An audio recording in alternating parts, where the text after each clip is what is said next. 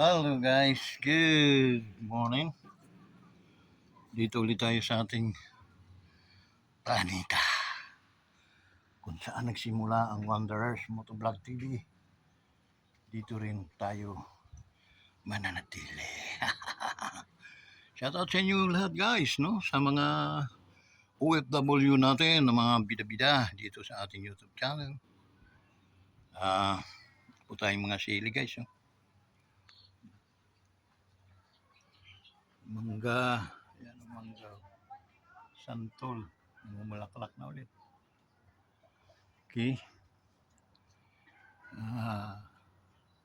Avocado, tsaka iba.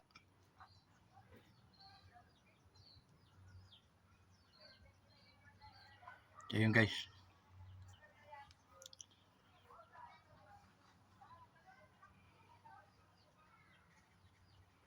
Yan. Tara dito tayo. Ikot tayo sa ating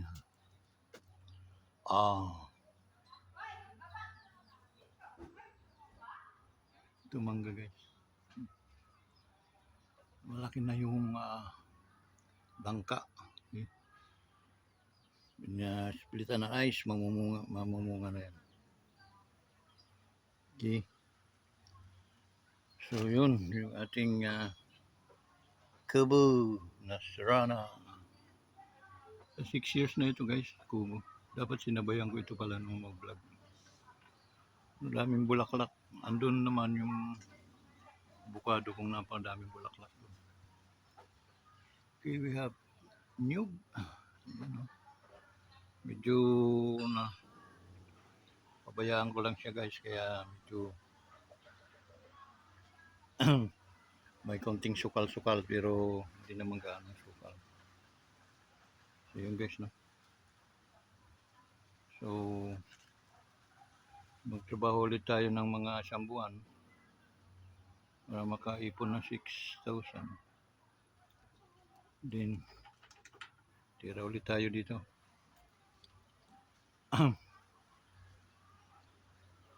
Sama tapos yung eleksyon.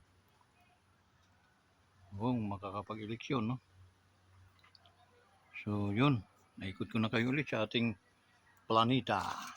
Okay? Balik tayo sa mahogany.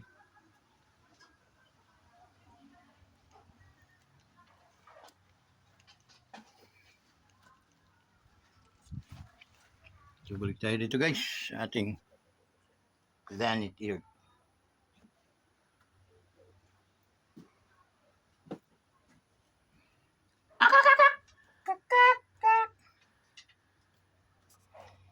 Say hi to our vlog.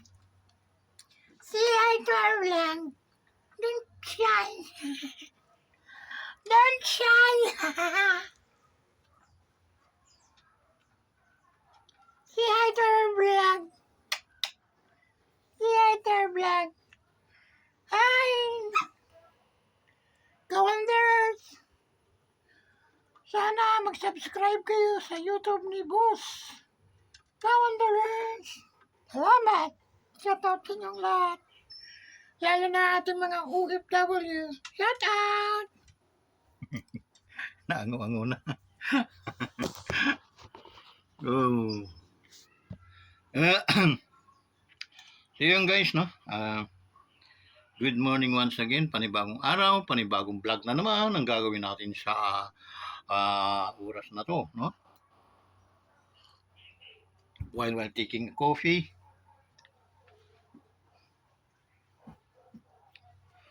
Taking a coffee guys. Coffee.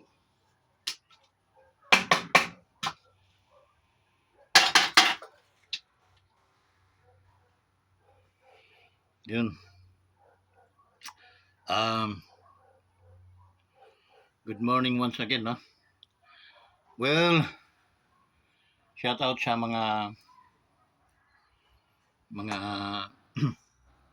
kawanderers natin na solid, no? Maraming salamat po talaga from the bottom of my heart. Okay? Sa aking mga loved ones, sa aking mga kadugo, kapamilya, mga kaigsunan, igagaw, no? Please, likes and share sa ating YouTube channel pakilang, no? Napaka sa matter of 100 akong mga kamag-anak, okay, dito sa Southern Leyte and then Samar.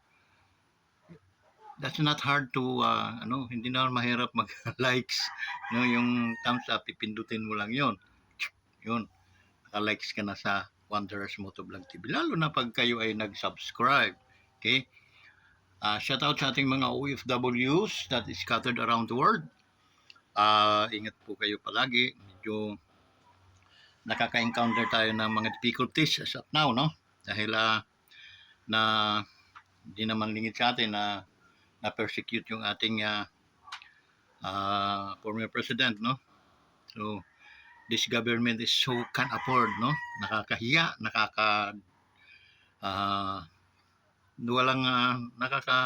walang galang, nakakawalang gana, no? Na maging Pilipino tayo. Pag ganito ka salaula ang government natin, no? Ako yun hindi ko inaano na nung tanggalin ko sa isip ko si PRRD na bilang idol ko, no? Tanggalin ko yun para lang malaman ninyo na nakakahiya yung inyong mga prosesyo, okay? Kapwa Pilipino, kaya magbabalik na naman yung grupong asin, titirahin ka na naman Marcos, no? Kapwa Pilipino ay pinahihirapan mo. Kinahiya.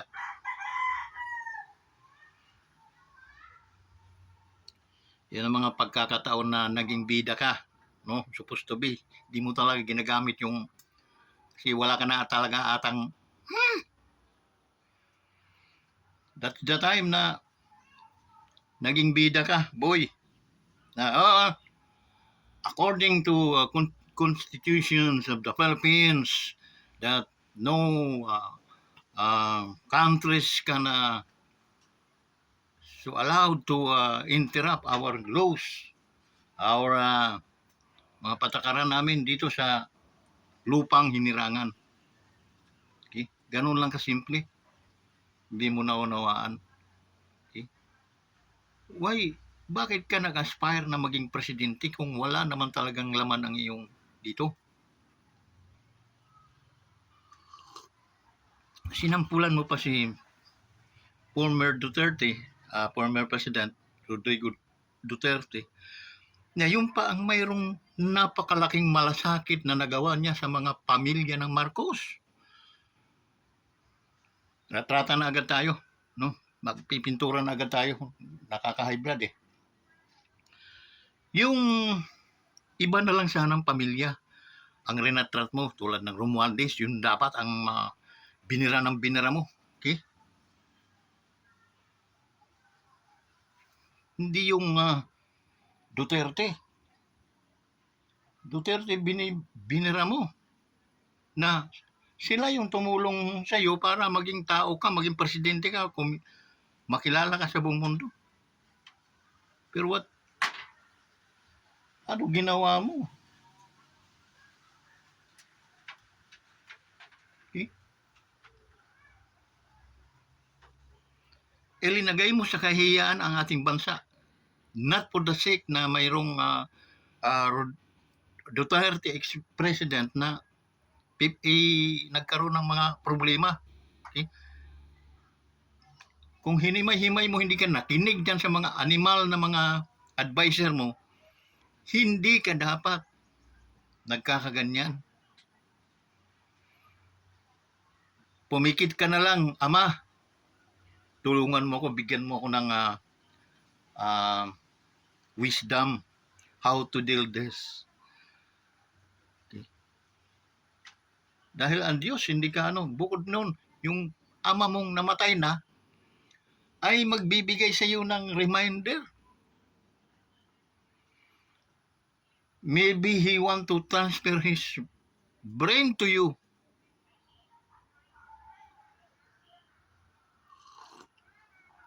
So that you can deal everything in a good manners, in a good position. Pinahiya mong bansa natin. Dinowngrade mo ang mga Pilipino. Dahil ikaw ang gumawa, 120 million Filipinos are sacrificing sa mga tawa ng mga tao sa ibang bansa. Why? It because you are so weak.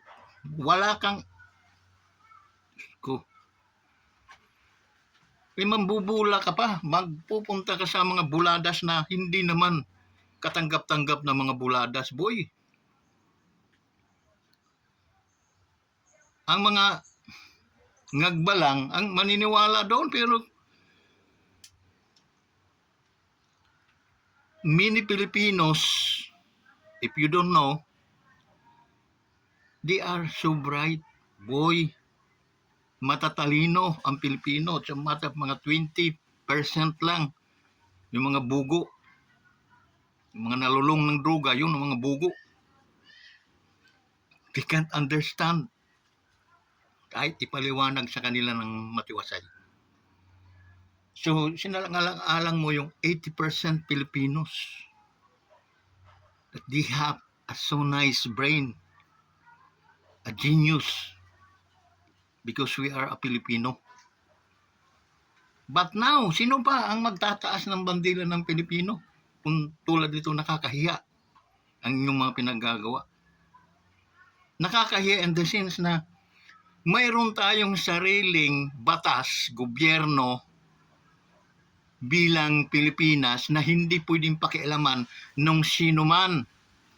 And then time comes na mayroong Pilipinong ninuno pa ninyo, no? Para kayong mga Judas. Mabuti pa nga si Judas, may dignidad yun. Kayo wala, no? Scapegoat kayo, gawa kayo ng mga pambubula.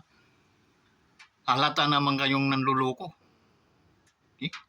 Because yung prosesong ginagawa nyo, katawa-tawa, kahit walang mga grado, maunawaan nilang katawa-tawa kayo. Alam nyo ang kaparusahan ng mga ganyang klaseng tao? Bitay. Kung sa ibang bansa yon, bitay.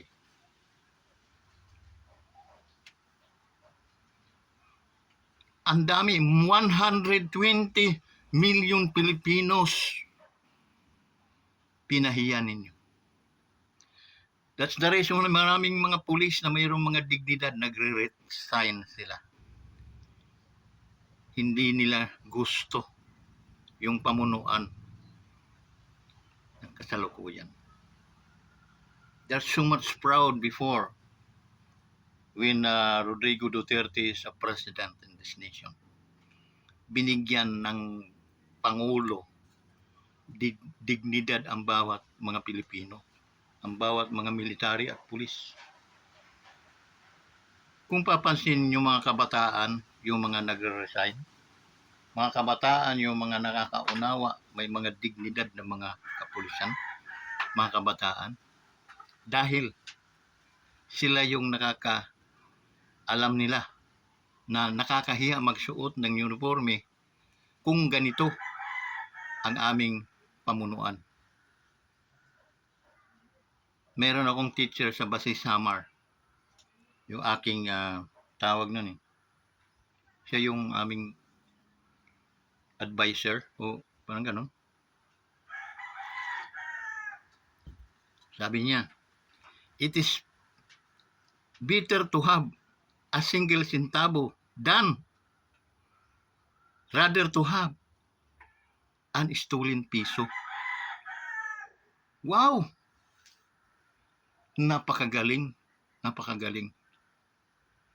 That's the reason why na nag-aalinlangan yung mga tao magnakaw once na naalaala nila yung kanilang turo ng kanilang magulang, turo ng kanilang mga guro. Once na naalaala yun, they can resist the situation, yung mga pangyayari. Okay? Pwede nilang ma-resist yun, no? At sa tulong ng ating Panginoon, God put us and to remind, no? Ano mo kami sa reminders kumbaga i-upgrade mo yung aming kaisipan sa tamang pamumuhay ayon sa iyong kagustuhan. That's the reason why na nasabi kong sinira ninyo yung reputasyon ng 120 million Filipinos. It's because of what you are doing. Wala po sa batas, hindi po naaayon sa batas yung inyong mga pinagagawa. Supposed to be when Rodrigo Duterte umuwi, okay, pinadalhan lang ninyo yon ng sumo, no? And then pinapupunta na ninyo sa ang ano na ang magbibigay ng ano sa kanila, magbibigay ng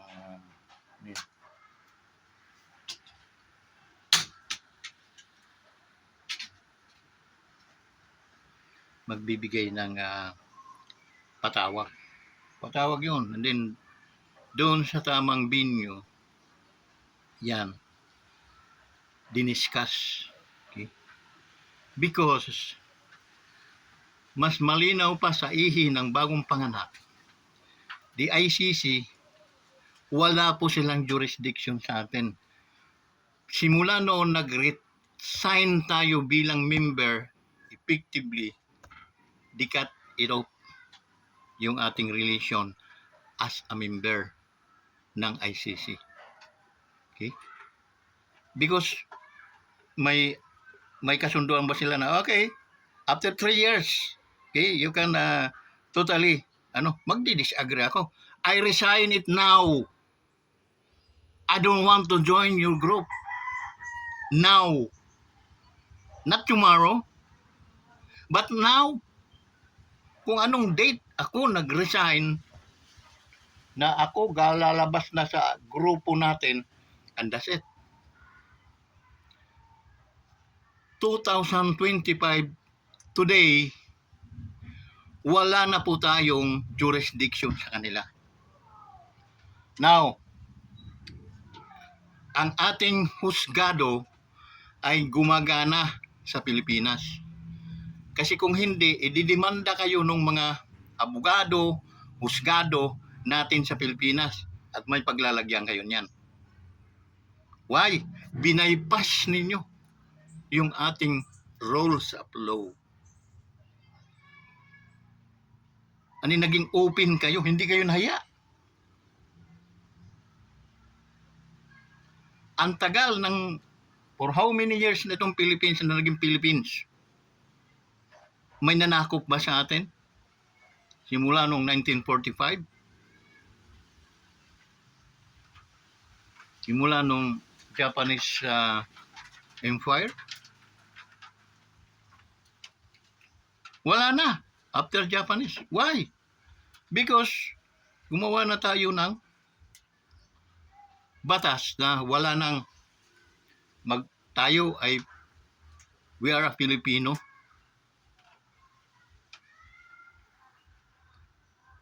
I am a Filipino citizen. Okay? So this island, this country has no longer owned by others or by mga dayuhan, kundi owned by the Filipino people. And that's it. Mayroon tayong batas niyan na naging batas yun. Yeah, that's the reason why no country can attack us, can umano sa atin, gawin tayong alipin. No. Pakikialaman tayo sa batas? No. Lalo na.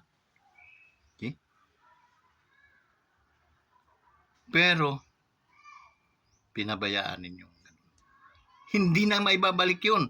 It is dominating in the mind of the all people entire the world.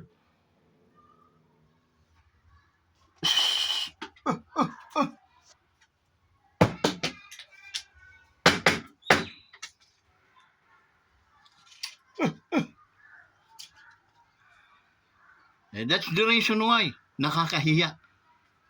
Kasi if you lack of knowledge, don't run to be a president. Because magkakamali ka, magkakamali. And then, babangutin ang ating bansa. That's happening today.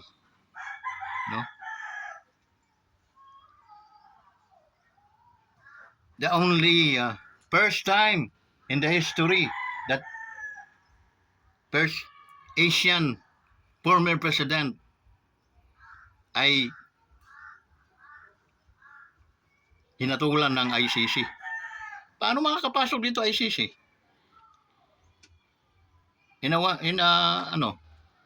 Sa isang banda. How? Wala silang jurisdiction sa atin. And then our laws government, ang ating mga hukom dito, nagpa-function. Kaya maraming nakukulong, maraming nahusgana. Kumikita ang mga abogado natin dahil nagtatanggol sila. That's the reason why normal yung function ng ating anong tawag nun? No? Yung ating hukom dito sa bansang Pilipinas. But how come na hindi nyo yun rinispeto? No. Kung ako pa, ang mga abogado at hukom, demanda, kasuhan ko kayo.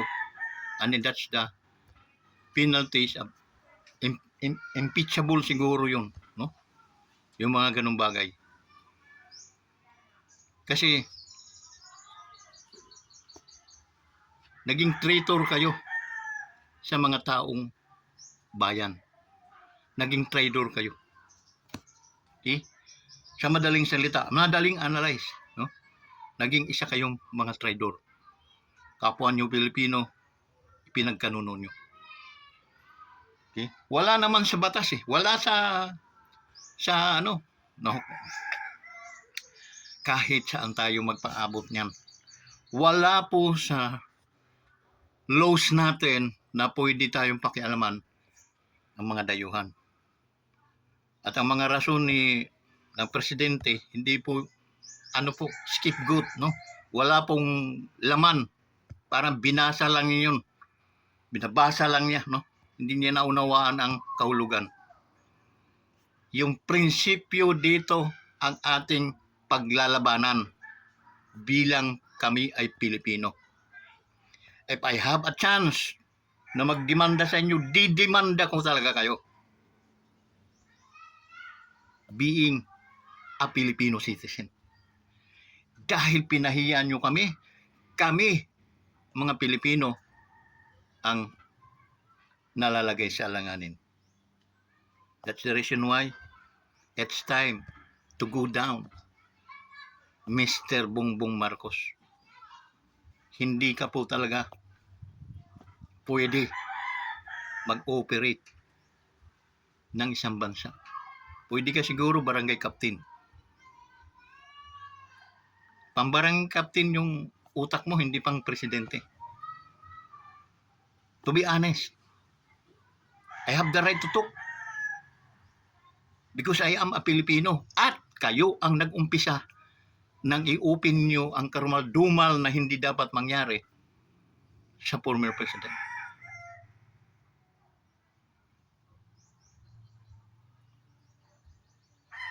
Katulad yan sa pakulo ninyong nyo si Inday Sara, yung Vice President ng Pilipinas. In-impeach ninyo dyan sa sa Congress. Hindi na kayo nahiya?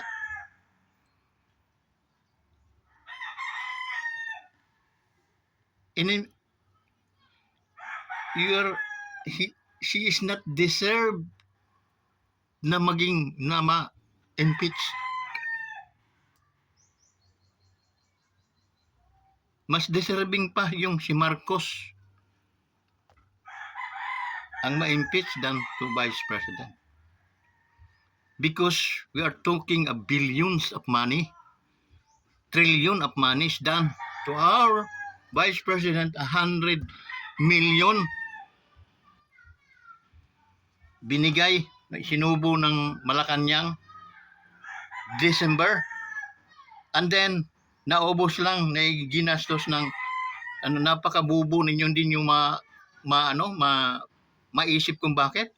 Because kung December yon, pagdating ng January, ibabalik yung pera sa Treasury Office. Now, kung ako ang Vice President, marami na akong na-contact, marami na akong nakausap. Manmanan mo ito para itong mga NPA na ito, maubos na. Itong mga nasa Congress ay mahuli na natin to.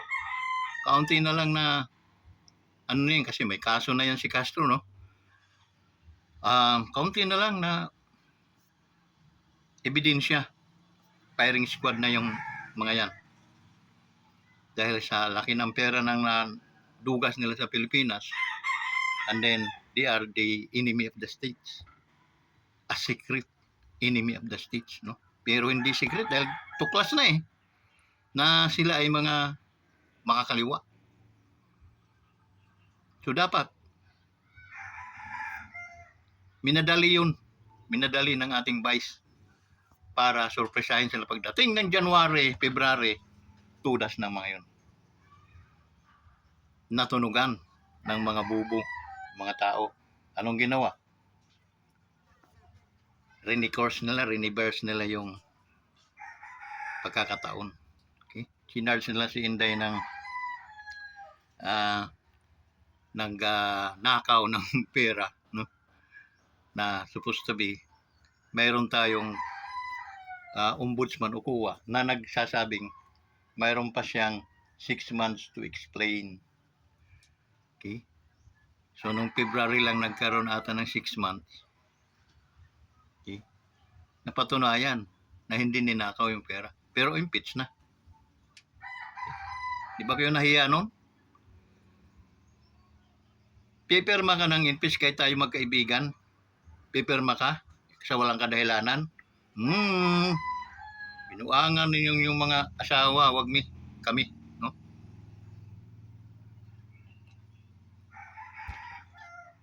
Kaya hindi kami mga sinilang only today. Okay? Kaya yung mga ginagawa nyo, babalik din sa inyo yun. Na pag bumalik sa inyo yun, hanggang third generation. Kaya,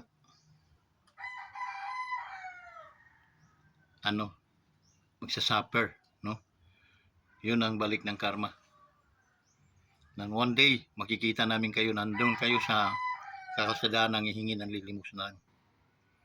Nang umano ang mga kadamitan, no? Dahil yun po ang pinili ninyo. Anhin nyo ang pera, madadala ba ninyo yan sa hukay? O madadala nyo ba yan sa impyerno? Hindi nyo madadala yan. Alam yan ni Atras Abante dahil siya ay nagtuturo ng Bible. Nabulag na si Atras Abante dahil sa pera. Okay? Hindi ka nahiya, no? Mas masahol ka pa kay Judas. Si Judas nang naghudas sa ating Panginoon, ibinalik ni Judas, nang nakaisip siya, binalik niya ang pera. Pagkatapos, nagbigti siya.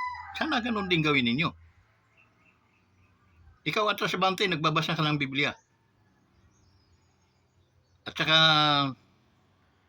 may katungkulan ka ata sa Baptist, no? Yung sama ng mga Baptist. Kawawa naman sila. Idamay mo. Okay? O amater sila, sabihin natin, million sila, na iisa ka lang na magnanakaw. Saan mo nakuha yung mga Rolex na relo? Saan mo nakuha yung mga mamahalin mong belt? Saan mo nakuha yung mga mamahalin mong sasakyan? May pera ka ba? Negosyante ka ba? Hindi mo kami paglulukuhin. Okay? Hindi mo kami maluluko. Kaya, Atras Abante, dapat kumambyo ka na habang may panahon pa. Mangambyo na kayo. Ang Diyos ay He is faithful to forgive you. Talikuran mo lang ang kasalanan. Di ba? Inaano natin yun? Talikuran natin ang kasalanan. And then, bumalik tayo sa ating Panginoon. Ganun lang kasimple. Okay? Sa mga kapulisan naman na nag-resign, ay hanga kami sa inyo. Ang grupo ng Cowanderers ay sumasaludo sa inyo. Kayo ang tunay na may mga dignidad ng mga tao. Pagpalain nawa kayo, kahit sinakripisyon yung inyong pinagita naman ninyo, kayo ang may dignidad ng mga tao. Darating din ang panahon na ang Diyos ang siyang maggaganti sa inyong mga pinaggagawa. Kaya doon sa mga susunod pang mga kasundaluhan, mga kapulisan na nineglect din sa kanilang mga uniform, do it now. Okay? Kasi napakaganda yung pangako, yung ating mga sinumpaang tungkulin. We are the sovereign Filipino people. Okay? Triumphal ba yun? Nakakalimutan ko na sa Tagal, no? Memorize ko yan dati. To God of my country, to help people at all time, mentally awake. Di ba? Napakaganda. That's the reason why hanga ako sa inyo, mga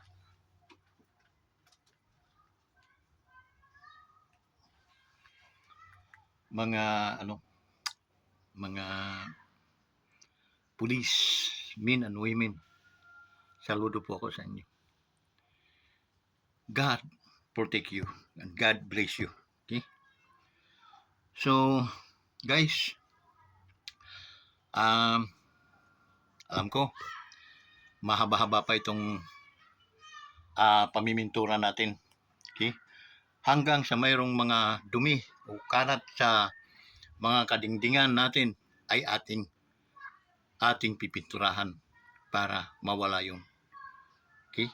At habang pinipinturahan natin, ito nagsasalita tayo ayon lamang sa natatama at nararapat. Kaya hindi po kayo dapat magalit sa akin dahil wala pa akong sinabing makakasakit sa inyo, bagkus kung ano ang inyong pinakita, yun din ang aking pipinturahan. Okay? So hanggang dito na lang, guys, at maraming salamat po talaga sa inyo. Patnubayan kayo ng ating Diyos at sana makamtan natin ang tunay na kalayaan, ang tunay na minimithi natin bilang Pilipino. Mabuhay ang Pilipino. Bye-bye.